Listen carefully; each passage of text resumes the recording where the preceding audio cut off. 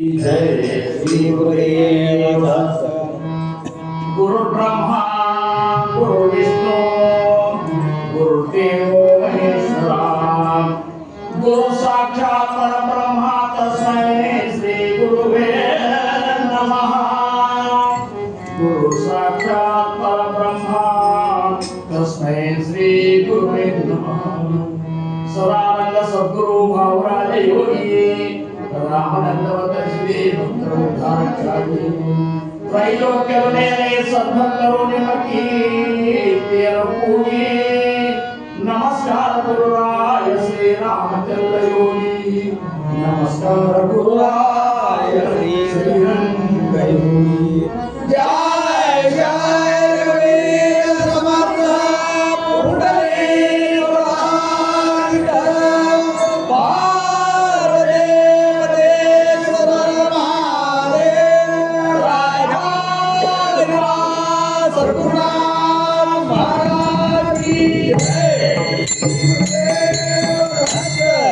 जय जय राम कृष्ण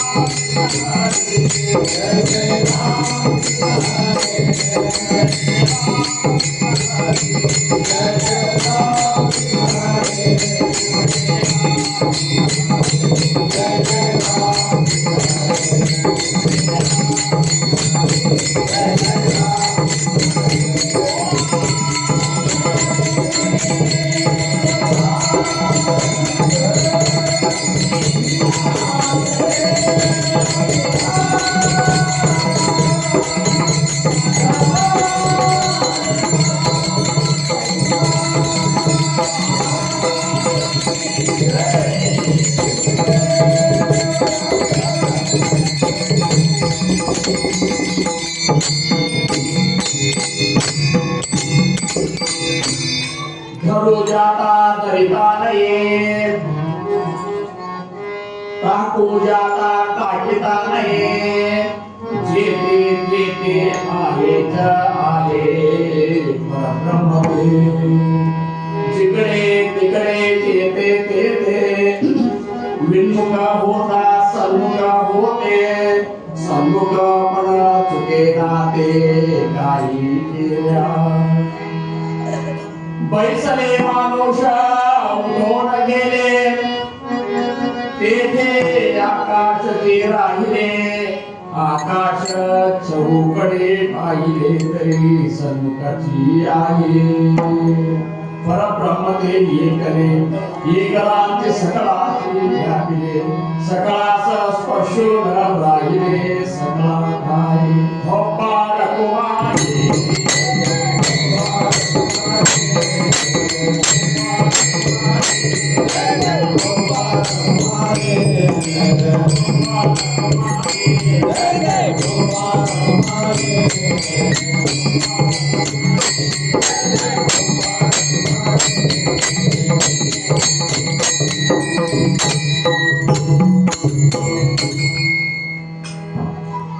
ಪ್ರಪ್ರಥಮವಾಗಿ ನಮ್ಮೆಲ್ಲರ ಆರಾಧ್ಯ ದೈವತವಾಗಿರುವಂತಹ ಶ್ರೀ ಸದ್ಗುರು ಸಮರ್ಥ ರಂಗರಾವ್ ಮಹಾರಾಜರ ಚರಣಾರವಿಂದಗಳಿಗೆ ನನ್ನ ಅನಂತ ಅನಂತ ಕೋಟಿ ದಂಡವತ ಪ್ರಣಾಮಗಳನ್ನು ಸಲ್ಲಿಸಿ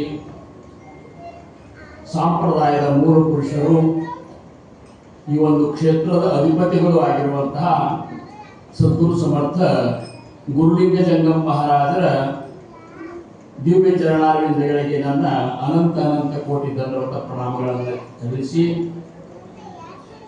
ಅಧಿಕ ಮಾಸದ ನಿಮಿತ್ತ ಸದ್ಗುರುಗಳ ಕೃಪೆಯಿಂದ ನಾವೆಲ್ಲರೂ ಒಂದು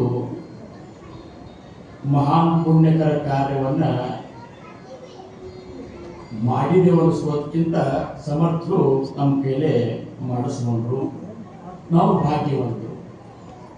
ಈ ಭಾಗ್ಯವಂತತನ ಏನದಲ್ಲ, ಈ ಅಹೋಭಾಗ್ಯದ ಒಂದು ಸ್ಥಿತಿ ಏನದಲ್ಲ, ಇದು ನಮಗೆ ಹೆಂಗೆ ಪ್ರಾಪ್ತ ಆಯ್ತು, ಯಾಕೆ ಪ್ರಾಪ್ತ ಆಯ್ತು ಅಂದ್ರೆ ನಾವು ಸದ್ಗುರುಗಳಿಂದ ಅನುಗ್ರಹಿತರಾಗಬೇಕು ಅಥವಾ ಸದ್ಗುರುಗಳು ನಮ್ಮನ್ನ ತಮ್ಮ ಶರಣದೊಳಗೆ ಏನಪ್ಪಾ ಅಂದ್ರೆ ಆ ಜಾಗ ಕೊಟ್ಟದಕ್ಕೆ ನಮಗೆ ಈ ಒಂದು ಭಾಗ್ಯ ಒದಗಿ.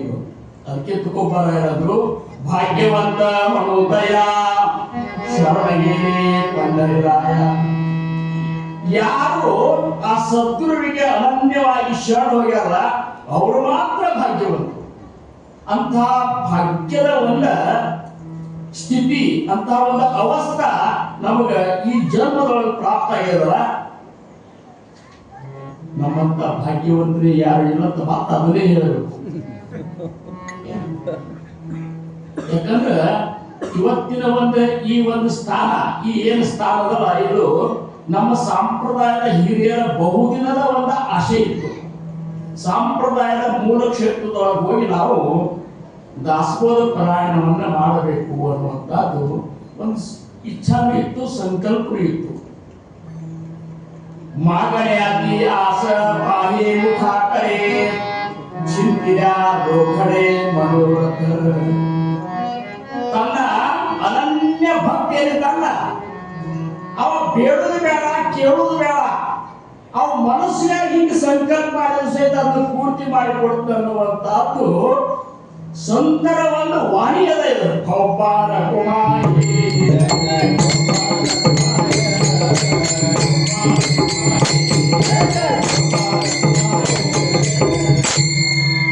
ಅದಕ್ಕೆ ಇಂಥ ಕ್ಷೇತ್ರದೊಳಗೆ ನಾವು ನೀವುಗಳೆಲ್ಲ ಕೂಡಿಯವರ ಈ ಒಂದು ವೇದಿಕೆ ದಿವ್ಯ ಸಾನ್ನಿಧ್ಯ ವಹಿಸಿರುವಂತಹ ಸದ್ಗುರು ಸಮರ್ಥ ಗುರುಲಿಂಗಜಂಗ ಮಹಾರಾಜರ ವಂಶಜರೇ ಆಗಿರುವಂತಹ ನಮ್ಮ ಅಶೋಕ್ ಮಂಗಳ ಮಹಾರಾಜರ ಚರಣಾರವಿಂದಗಳಿಗೆ ಮತ್ತೊಮ್ಮೆ ನಮಸ್ಕರಿಸಿ, ಕೂತಂತ ನಿಮಗೆಲ್ಲರಿಗೂ ದೀರ್ಘದಂಡ ಪ್ರಣಾಮಗಳನ್ನು ಸಲ್ಲಿಸಿ, ತಾಯಂದಿರಿಗೂ ನಾವು ದೀರ್ಘದಂಡ ಪ್ರಣಾಮಗಳನ್ನು ಸಲ್ಲಿಸಬೇಕು. ಯಾಕಂದ್ರೆ ಈ ಸ್ಥಾನಕ್ಕೆ ಬಂದಾಗ ಒಂದು ಹೊಸದು ನಮಗೆ ಕಲೀಲಿಕ್ಕೆ ತಿಳಿತು, ಕಲ್ಕೊಲಿಕ್ಕೆ ಸಿಕ್ತು. ನಾವು ಎಲ್ಲೇ ಹೋದ್ರೂ ಒಂದು ಹೊಸದನ್ನ ಹಿಡ್ಕೊಂಡು ಬರ್ಬೇಕು. ನಾನು ನೋಡಿದೆ, ಇಲ್ಲಿ ಬಂದ ಮೇಲೆ ತಾಯಂದ್ರೆ ಹೆಂಗೆ ಕೂತಾರ ನೋಡಿ, ಸಾಲು ಇರದ ಕೂತು. ಇದು ಶಿಸ್ತ ಅನ್ನುವಂಥದ್ದು ಏನದಲ್ಲ, ಪರಮಾರ್ಥಕ್ಕೆ ಮೊದಲು ಬೇಕಂತ. ನಾವು ಶಿಸ್ತಿನಿಂದ ಇದ್ದೇವಂದ್ರೆ ಮಾತ್ರ ಮನಸ್ಸು ಪ್ರಸನ್ನ ಇರ್ತದ. ನಾವು ಮಾಡುವಂತ ಯಾವುದೇ ಕಾರ್ಯ ಫಲಪ್ರದ ಆಗ್ತದೆ. ಹಂಗ ಶಿಸ್ತಿನಿಂದ ನಾವು, ಯಾಕಂದ್ರೆ ಇದು ಸಾಮಾನ್ಯ ಸಂಪ್ರದಾಯ ಅಲ್ಲ. ಸ್ವತಃ ಭಾವಸಾಹೇಬ್ ಮಹಾರಾಜರಂದು ರಾಮನಾಗಿ ಬಂದ, ಕೃಷ್ಣನಾಗಿ ಬಂದ, ಗುರುಲಿಂಗ ಜಂಗಮನಾಗಿ ಬಂದ ಅಂತ ತಮ್ಮ ಗುರುವಿನನ್ನು ಹೋಗಿದ್ರು. ನನ್ನ ಗುರುನಾಥ ಸಾಮಾನ್ಯ ಅಲ್ಲ, ರಾಮನೂ ಅವನೇ ಆಗಿದ್ದ, ಕೃಷ್ಣನೂ ಅವನೇ ಆಗಿದ್ದ. ಈಗ ಗುರುಲಿಂಗ ಜಂಗಮ ಮಹಾರಾಜರು ಅಂತ ಹೇಳಿ ಈ ಒಂದು ನಾಮದಿಂದ ಈ ಧರೆಗೆ ಅವತರಿಸಿಕೊಂಡು ಬಂದಂತಹ ಆ ವಿಮಲ ಬ್ರಹ್ಮನ ಸ್ವರೂಪ, ಆ ಪರಬ್ರಹ್ಮ ಏನಿದಲ್ಲ, ಅವನನ್ನು ಗುರುನಾಥ ಆಯ್ತಾನ.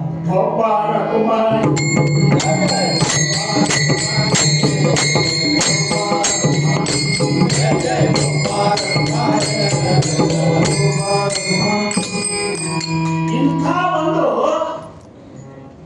ಸ್ಥಿತಿಯನ್ನ ಅವರು ತಮ್ಮ ಗುರುವಿನಲ್ಲಿ ಕಂಡುಕೊಂಡಿದ್ರು. ಅರ್ಥಾತ್ ಅವರಿಗೆ, ಭಾವಸಾಹೇಬ್ ಮಹಾರಾಜರಿಗೆ ಅಂಥ ಒಂದು ಸದ್ಗುರುಗಳ ಸ್ವರೂಪದ ಸಾಕ್ಷಾತ್ಕಾರ ಆಗಿತ್ತು. ಅದೇ ಸ್ವರೂಪ ಸಾಕ್ಷಾತ್ಕಾರ ನಮ್ಮ ಎಲ್ಲಾ ಏನಪ್ಪಾ ಅಂದ್ರೆ ಮಂಡಳಿಗೆ, ಈ ಸಂಪ್ರದಾಯದ ಎಲ್ಲಾ ಶಿಷ್ಯ ಮಂಡಳಿಗೆ ಆಗಿರೋ ಉದ್ದೇಶಕ್ಕೆ ಸ್ವತಃ ಭಾವಸಾಹೇಬ್ ಮಹಾರಾಜರು ಇದಕ್ಕೊಂದು ವಿಶೇಷ ಹೆಸರು ಏನಪ್ಪಾ ಅಂದ್ರ ಸ್ವರೂಪ ಸಾಕ್ಷಾತ್ಕಾರ ಸಂಪ್ರದಾಯ.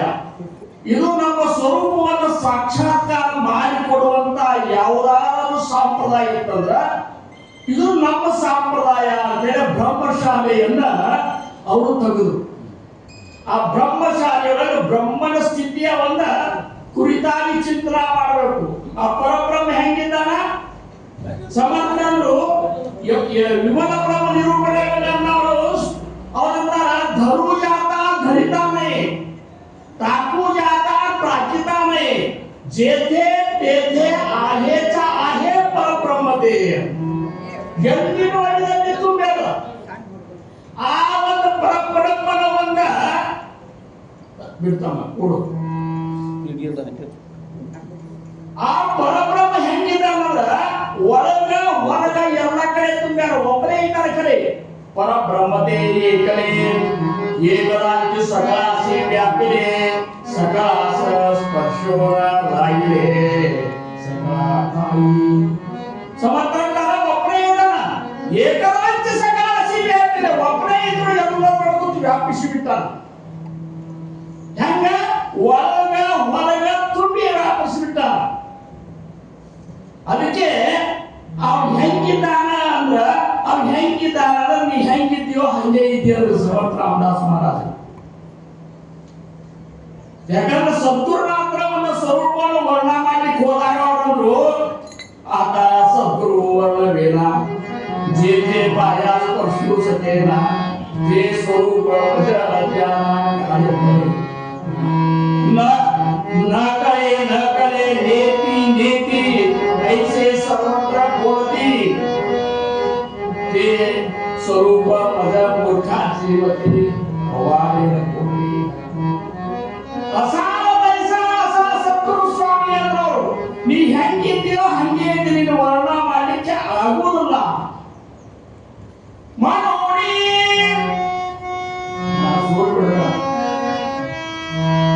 ಮನೋಡಿ ಸದ್ಗುರು ಪೂರ್ಣಪಣೆ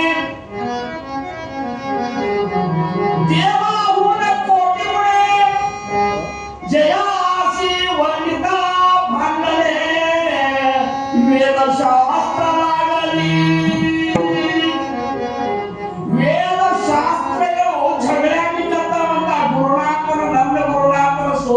ಕೊಂಡಾಡಲಿಕ್ಕೆ ಅಂಥವ ಆ ಸದ್ಗುರುನಾಥ ಹೆಂಗಿದ್ದಾರ ಅಂತನ್ನುವಂಥದ್ದನ್ನ ನಾವು ಮನಾತೆ ಸ್ವರೂಪನಾಗಿ ನೋಡಿದಾಗ ಅಂತಾರವರು ನಿರಾಕಾರ ಆಧಾರ ಬ್ರಹ್ಮಾದಿಕ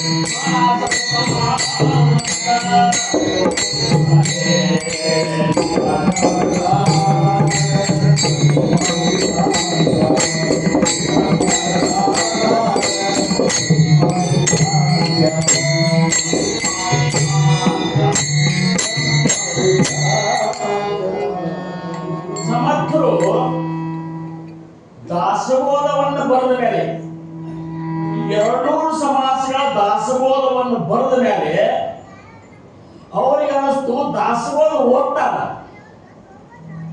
ಓದಿ ಕಟ್ಟೆ ಮುಂದೆ ದೇವರ ಮುಂದೆ ಇಡ್ತಾರ ಜಯ ಜಯ ದಾಸಬೋಧ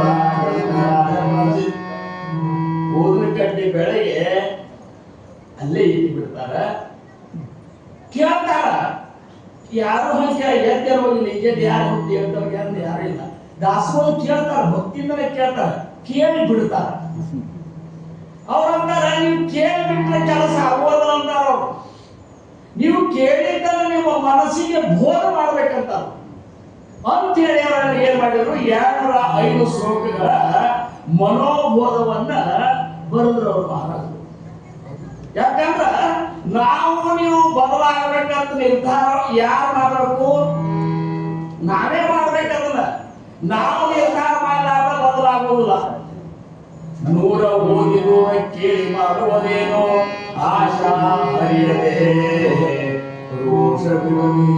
ಏನು ಓದಿದರೇನು, ಏನು ಕೇಳಿದರೇನು, ಪರಿವರ್ತನ ಅನ್ನುವಂತ ರಾಯಗಳಂದ್ರ ಏನೆಲ್ಲ ಮಾಡಿದ್ರು ವ್ಯರ್ಥ ಅಂತಾರು. ಜಪವ ಮಾಡಿದರೇನು, ತಪವ ಮಾಡಿದರೇನು, ಜಪವ ಮಾಡಿದರೇನು, ತಪವ ಮಾಡಿದರೇನು,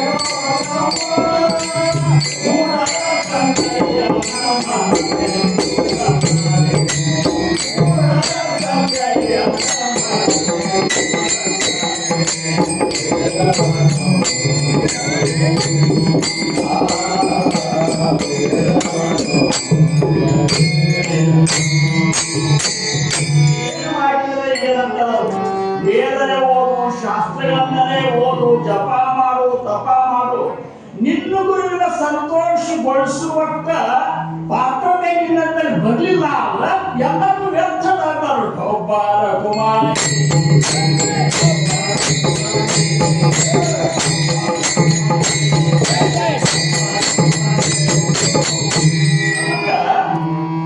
ಈ 3 ಸ್ಥಾನದೊಳಗೆ ಅಧಿಕ ಮಾಸದೊಳಗೆ ನಾವು ಏನು ಈಗ ಕೂತೇವಲ್ಲ, ಇವತ್ತಿನ ದಿವಸ ಒಂದು ಸಂಕಲ್ಪವನ್ನು ಮಾಡ್ಬೇಕು. ನಾವು ಏನಂತ ಮಾಡ್ಬೇಕಂದ್ರ, ನನ್ನ ಸದ್ಗುರುನಾಥರನ್ನ ಸಂತೋಷಗೊಳಿಸಕ್ಕೆ ನಾ ಏನೆಲ್ಲ ಮಾಡಬೇಕಿನ್ನು ಇವತ್ತಿನಿಂದ. ನೋಡ್ರಿ, ಕೋಟಿ ಕೋಟಿ ಜನ್ಮದೊಳಗೆ ಮಾಡಿದಂತಹ ಜಪ, ಕೋಟಿ ಕೋಟಿ ಜನ್ಮದೊಳಗೆ ಮಾಡಿದಂತಹ ತಪ, ಕೋಟಿ ಕೋಟಿ ಜನ್ಮದೊಳಗೆ ಮಾಡಿದಂತಹ ಯಾಗ ಯಜ್ಞಾನಿಗಳು, ಇವೆಲ್ಲರ ಫಲ ಯಾವಾಗ ನಮಗೆ ಆಗ್ತದೆ ಅಂದ್ರೆ ನಮ್ಮ ಸದ್ಗುರುನಾಥ ಸಂತುಷ್ಟಪಟ್ಟಾಗ. ಗುರುಗೀತರೊಳಗೆ ಹೇಳ್ತಾರೆ, ಅದಕ್ಕೆ ಗುರುವಿನ ಸಂತೋಷಗೊಳಿಸ್ಬೇಕು. ಒಮ್ಮೆ ನಮಗೆ ಅನಿಸ್ತಾ ತಿಳ್ಕೊಂಡು ನನ್ನ ಗುರುನಾಥ ನನಗಾಗಿ ಸಂತೋಷಗೊಂಡಾನ, ನನ್ನ ಗುರುನಾಥ ನಾವು ಅನ್ನೋದಕ್ಕಿಂತ ಇವ ನನ್ನ ಶಿಷ್ಯ ಅಂತ ಸದ್ಗುರುನಾಥ ಬೇಕು. ಒಬ್ಬರ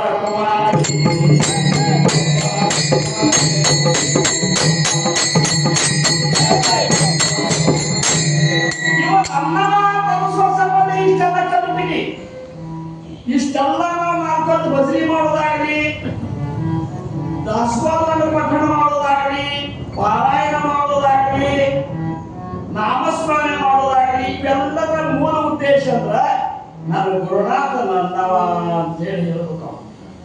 ಇವ್ ನನ್ನವ, ಇವ್ ನಾವ್ ಹೇಳ್ಬೋದು ಎಂತಂತ ಏನೋ ದೇವತೆಗಳು ಮೊದಲು ಮಾಡ್ಕೊಂಡು ಸದ್ಗುರುನಾಥರನ್ನು ಹೊಗಳಲಿಕ್ಕೆ, ಅವ್ರ ಪ್ರದಕ್ಷಿಣ ಹಾಕಲಿಕ್ಕೆ ಗಡಬಡ ಮಾಡಿ ಬರ್ಲಿಕ್ಕೆ ದಿವಸ ಮಧ್ಯಾಹ್ನದಾಗ ಅಂತ ಹೇಳಿದ್ರು ನಾವು.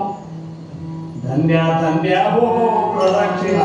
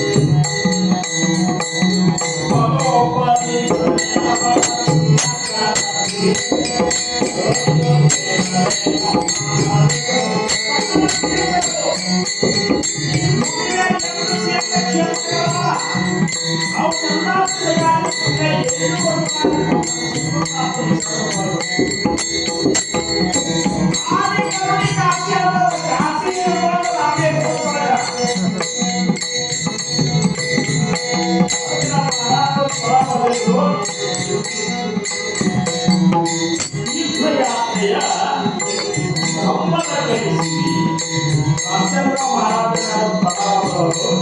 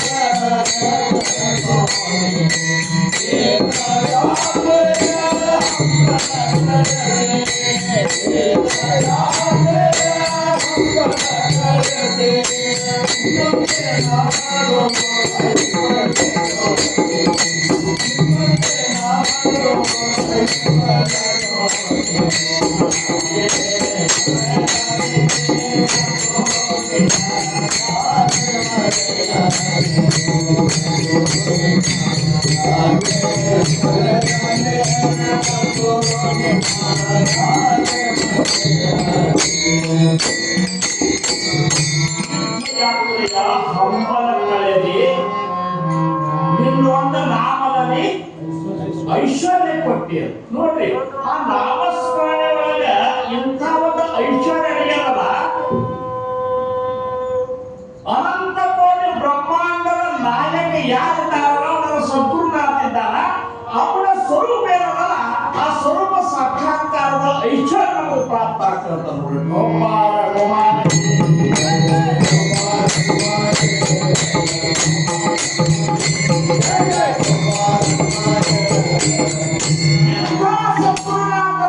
ಶಿಷ್ಯತ್ವ ವಹಿಸಿದ ಮೇಲೆ ನಾವು ಹೆಂಗಿರ್ಬೇಕು? ನಾವು ಅಕಸ್ಮಾತ್ ಇಂಥ ಸದ್ಗುರುವಿನಿಂದ ಅನುಗ್ರಹಿತರ ಆಯು ಸಹಿತ ಚರ್ಚೆ ಮಾಡ್ಕೊಂಡು ನಾವು ಓಟಿ ಮಾಡ್ಕೊಂಡು ಕೂತಿದ್ದೇವಂದ್ರ, ಭವಿಷ್ಯದ ಚಿಂತೆ ಮಾಡ್ತಿದ್ದೇವಂದ್ರ ಹೆಂಗಾಗ್ತದ? ರಾಜನ ಹೆಂಡತಿ ಭಿಕ್ಷಾ ಬೇಡಿ ಅವ್ರೇನಂದ್ರು, ರಾಜಯಾತ್ರಿಕ ಅಂತಾಕಾರ್ಯ ನಿಗಮಾಯೇ ಮಹಾಜಿಯ ಯೋಗಿ. ಅದಕ್ಕೆ ಮಹಾದೇಶ್ವರನೇ ಸಮರ್ಥರು ಸಮರ್ಥಾದ್ಯ ಸೇವಕ ವಕ್ರಮಾಹೇ ಅಸಾಸರ್ವ ಭೂಮಂಡಳಿ ಕೋಲಾಯೇ ಜಯಾತಿ ನಿರಾವತಿ ತೇನೋ ಗತಿನಿ ನುಪೇಕ್ಷಿಕರ ರಾಮದಾಸರಾಮುಲಾರಿ ನಾನೇಕೆ ಗದರಲಿ ನಾನೇಕೆ ಗದರಲಿ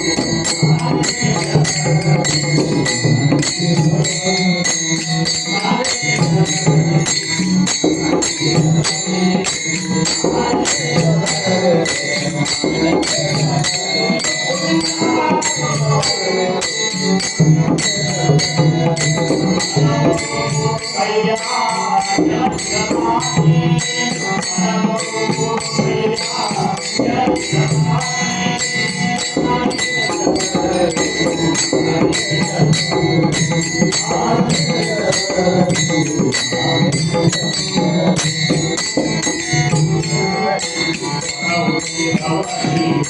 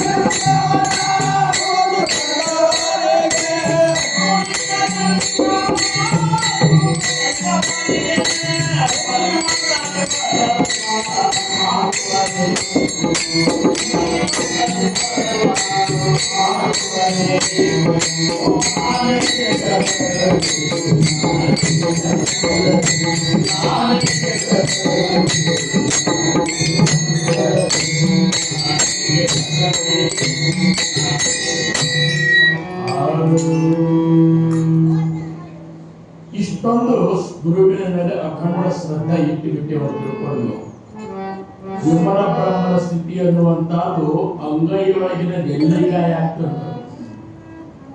ಈ ಒಂದು ಶ್ರದ್ಧಾ ನಮ್ಮಲ್ಲಿ ಕೂತು ಈ ಒಂದು ಶ್ರದ್ಧಾ ನಮ್ಮಲ್ಲಿ ತಯಾರಾತು ಅಂದ್ರೆ ಏನು ಮಾಡೋಬೇಕಾಗಿಲ್ಲ. ಗುರುನಾಥ ಆ ಒಂದು ನಮ್ಮ ಸ್ವರೂಪ ಸಾಕ್ಷಾತ್ಕಾರ ನಮ್ಮ ಪ್ರಯತ್ನದಿಂದ ಸಿಗುವುದು. ಅದು ನಮ್ಮ ಒಂದು ಪಾತ್ರತೆ ಮೇಲೆ ಸದ್ಗುರುನಾಥ ನಮ್ಗೆ ಕೊಡ್ತಾರ. ಆ ಸದ್ಗುರುನಾಥ ಕೊಡಬೇಕಾಗಿತ್ತು ಅಂದ್ರೆ ಸದ್ಗುರುನಾಥ ಸಂತೋಷಗೊಳ್ಳಬೇಕು. 18ನೇ ದಶಕದಾಗ ಸಮರ್ಥ ಅಂತಾರ, ಇದ್ರಾಗ ಎಷ್ಟು ಮಂದಿ ಪಾರಾಗ್ತಾರಪ್ಪ?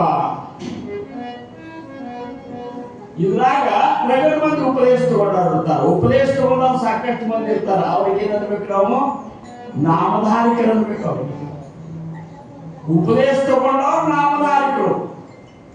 ಆಗ ಸದ್ಗುರುಗಳನ್ನ ಸಂತೋಷಗೊಳಿಸಿದವರು ಯಾರಿದ್ದಾರಲ್ಲ ಅವರು ಸಶಿಷ್ಯರು ಅಂತ. ಸಶಿಷ್ಯರ ಒಂದು ಸ್ಥಿತಿ ನಮ್ಮದು ಆತು ಅಂದ್ರೆ ದೂರವಿಲ್ಲವೋ ಮುಕುತಿ, ದೂರವಿಲ್ಲವು ಪಾರಮಾರ್ಥ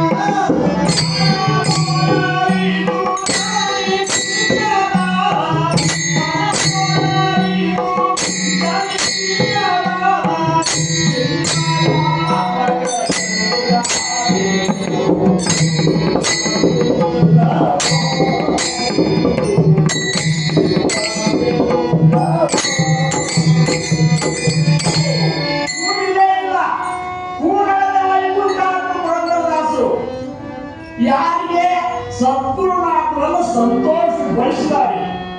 ಸದ್ಗುರುನಾಥ ಸುಮ್ಮನೆ ಸಂತೋಷಗೊಳಿಸಲಿಕ್ಕೆ ಸಾಧ್ಯ?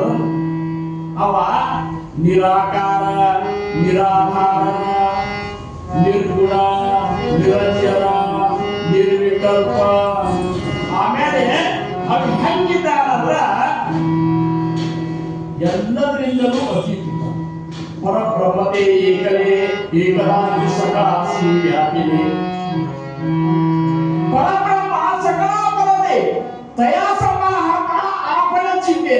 ಅವನು ನೋಡ್ಲಿಕ್ಕೆ ಹೋದ್ರೆ ನೀವು ಅವನೇ ಆಗಿಬಿಡ್ತೀವಿ.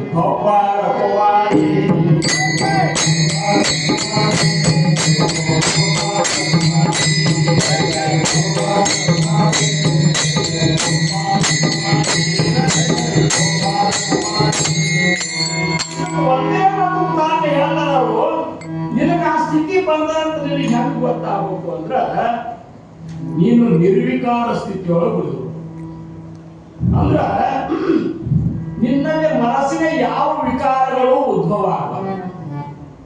ಸಂತೋಷನೂ ಆಗಬಾರ್ದು, ದುಃಖನೂ ಆಗಬಾರ್ದು, ಇವೆಲ್ಲ ಏನೂ ಆಗಬಾರ್ದು ಅವ್ರಿಗೆ. ನೋಡಿ ನೀವು ಸದ್ಗುರುನಾಥ ಹೆಂಗಿರ್ತಾರಂದ್ರ ಅವರು ₹1,00,000 ಇಟ್ಟರು ಹಂಗೆ ಇರ್ತಾರ, ಇಲ್ಲ ಅವರು ಹಂಗೆ ಇರ್ತಾರ. ಅವ್ ಯಾಕೆ ನಮಗನಿಸ್ತದ ನಾವು ಗುರುನಾಥಕ್ಕೆ ಕೊಟ್ಟೇವಂತ ಅದೇನು ಕೊಡುವುದು? ಅಖಿಲ ಭೋಗಾಶ್ರಯಗಳಲ್ಲಿ ಇರುವ ನಾನು ಕಳಿಸಿ ನೋಡಿ ಈ ಜನರು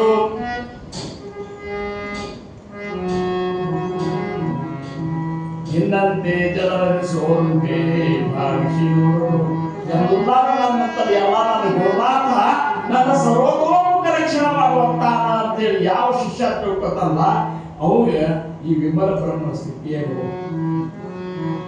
ಅಗಾಧವೂ ಅಲ್ಲ ಅಂತಾರ, ಅಷ್ಟು ಸರಳೂ ಅಲ್ಲ.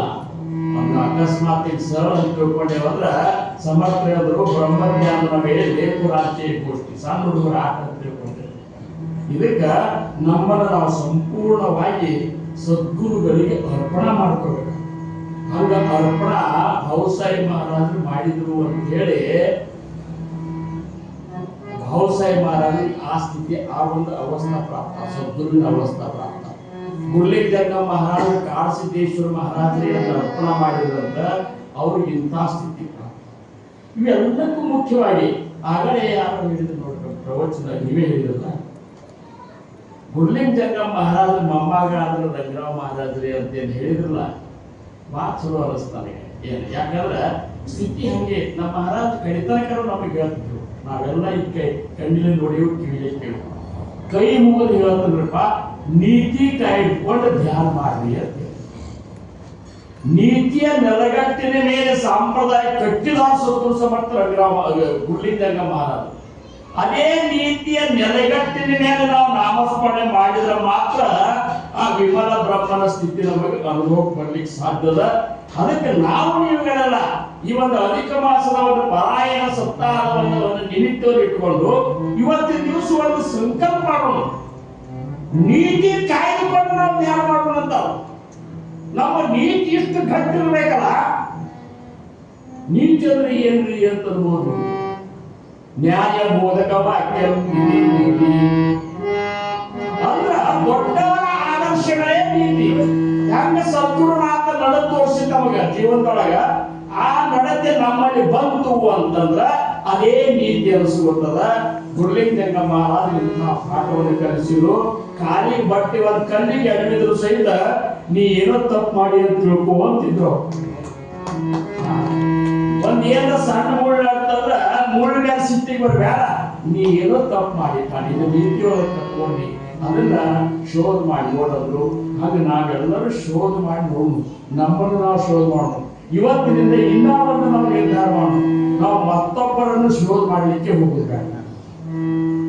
ಯಾಕಂದ್ರೆ ನಾವು ಮತ್ತೊಬ್ಬರು ಶೋಧ ಮಾಡೋದು, ಅವ್ರ ಗುಣಗಳನ್ನ ಎತ್ತುದು, ಅದನ್ನ ಮಂದಿ ಮುಂದೆ ಹೇಳೋದು, ಇದ್ರಾಗ ನಮ್ಮ ಧ್ಯಾನವನ್ನು ನಾವು ಪ್ರಕಟ ಮಾಡ್ಲಿಕ್ಕೆ ಇವತ್ತಿನಿಂದ ಅದನ್ನ ತೆಗೆಯುದು.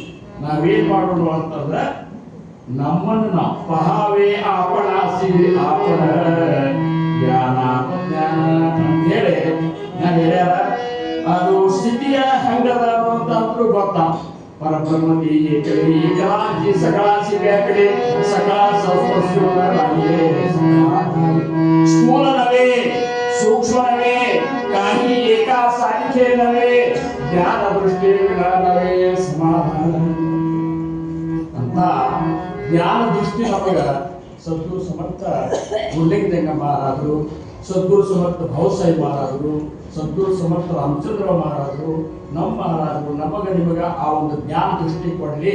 ಆ ಜ್ಞಾನ ದೃಷ್ಟಿಯಿಂದ ಮಾತ್ರ ನಮ್ಮ ಸ್ವರೂಪ ನಮಗೆ ಅನುಭವ ಬರ್ತಾ ಅಂತ ಹೇಳ್ಕೊತ ಇವತ್ತಿನ ಒಂದು ಈ ಒಂದು ಮರಾಠಿ ಶ್ಲೋಕದ ಕೊನೆಯ ನುಡಿಯೊಳಗೆ ಏನಂತ ಅವರು ಹರಿ ವಿವೇಕೇತದಾಕಾರ ಹೋಗಿ